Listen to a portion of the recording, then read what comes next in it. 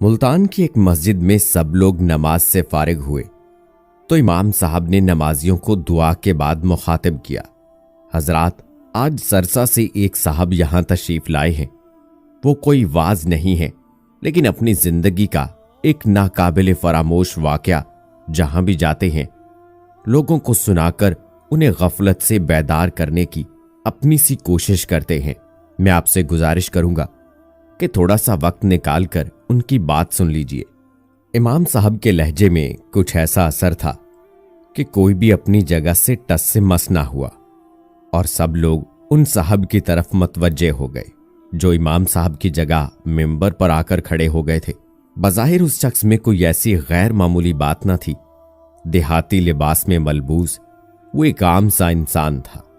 اس کا عام سا حلیہ دیکھ کر چند اصحاب چہم گوئیاں کرنے لگے، لیکن جب اس نے بات شروع کی تو مجمع پر سکوت طاری ہو گیا۔ اس کی آواز میں کوئی ایسی پراسرائیت تھی کہ جب وہ بولتا تو ہوا بھی تھمی تھمی سی محسوس ہوتی۔ چند ہی ثانیے میں سب کو احساس ہو گیا کہ نہ تو وہ ایک عام انسان تھا اور نہ ہی وہ واقعہ معمولی تھا جو وہ سنانے جا رہا تھا۔ اس شخص کی آواز گویا کسی گہرے کنویں سے ابھرتی سنائی دے رہی تھی۔ وہ کہہ رہا تھا، ساتھیو، میں جو واقعہ آپ کو سنانے جا رہا ہوں وہ کوئی من گھڑت قصہ نہیں ہے، مجھ پر بیتنے والا ایک حرف بحرف سچا واقعہ ہے۔ 10 سال ہو گئے میں زندہ لاش بن کر اس واقعے کو جہاں جہاں موقع ملتا ہے دہراتا ہوں، شاید کہ کسی کے دل میں میری بات اتر جائے اور وہ دنیا کی دکھاوے والی زندگی پر اپنی وہ جائے پناہ قربان نہ کرے جہاں اسے تا قیامت ابدی نیند سونا ہے۔ اتنا کہہ کر وہ ایک پل کے لیے رکا اور پھر اصل واقعہ سنانے لگا۔ میں ضلع حصار سرسا کی ایک دیہات کا رہائشی ہوں، اور یہ واقعہ اسی علاقے ایک جنگل میں میرے ساتھ پیش آیا۔ میں گاؤں والوں کی بھیڑ بکریاں چراتا تھا۔ یہ ہمارا آبائی پیشہ ہے۔ ایک دن میں حسب معمول بھیڑ بکریاں جنگل میں لے کر گیا۔ ایک درخت کے نیچے چادر بچھا کر لیٹ گیا اور بھیڑ بکریوں کی نگرانی کرنے لگا۔ ابھی تھوڑی ہی دیر گزری تھی کہ فضا میں کسی ہاتھی کی چنگھاڑ گونجی اور بکریاں سہم کر ادھر ادھر بھاگنے لگیں۔ میں وہ غیر معمولی چنگھاڑ سن کر برقی سرحد سے اٹھ کھڑا ہوا۔ اس علاقے میں ہاتھی کا کیا کام؟ پھر آواز سے لگتا تھا کہ وہ کوئی جنگلی یا پھر پاگل ہاتھی ہے۔ بھیڑ بکریاں سہم کر ایک خاردار جھاڑی کے عقب میں جمع ہوتی چلی گئی، گویا قدرتی طور پر یہ ان کا حفاظتی اقدام تھا۔ آس پاس درخت تو بے شمار تھے، لیکن کوئی بھی اتنا مضبوط نہ تھا کہ ہاتھی کی ٹکر سہار سکتا۔ میری سمجھ میں نہیں آ رہا تھا کہ جاؤں تو کہاں۔ میرا ذہن اسی ششو پن کا شکار تھا کہ دفعتاً زمین یوں تھرا اٹھی جیسے زلزلہ آ گیا ہو۔ میرے رہے سہے اوسان بھی خطا ہو گئے اور میں ایک انجانی سمت میں بھاگ کھڑا ہوا۔ کچھ ہی دور گیا تھا کہ پیچھے سے ہاتھی کے وزنی قدموں کی آواز کو اپنے تعاقب میں پایا۔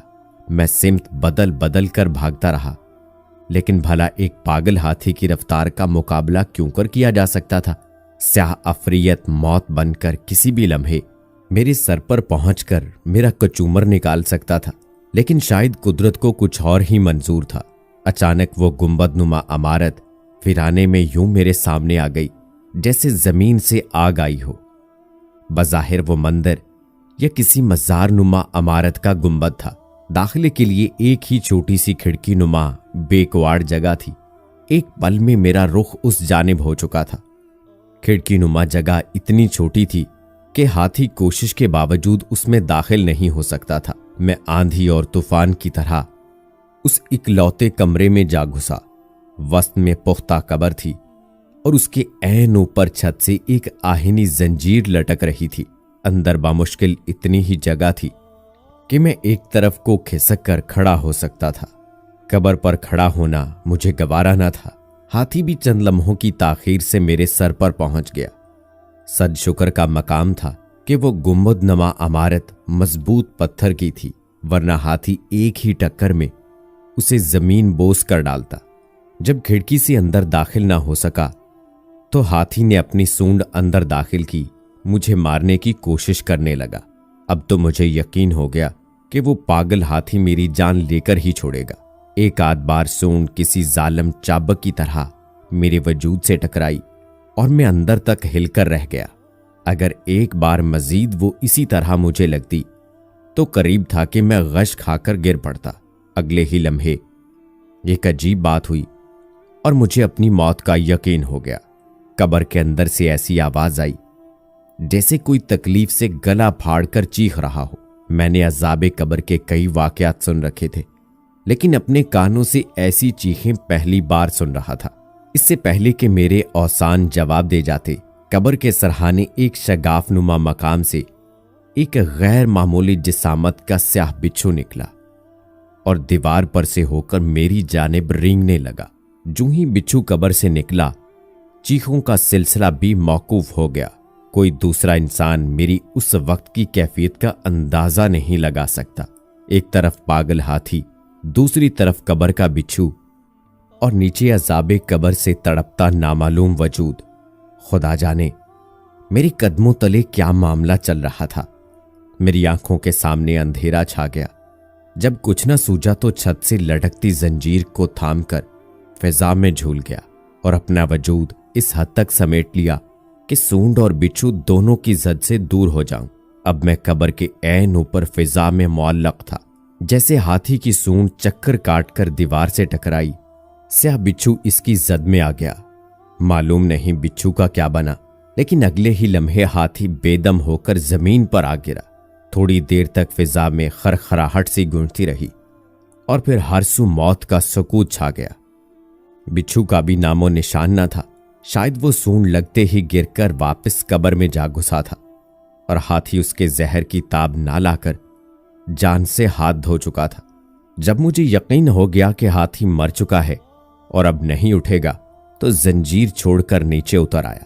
جو ہی میں نے کھڑکی نما راستے سے باہر نکلنا چاہا تو مجھ پر یہ انکشاف ہوا کہ ہاتھی یوں آڑھا ترچھا پڑا تھا کہ مجھے اسے پار کرنے کے لیے اس کے اوپر قدم جمانا تھا۔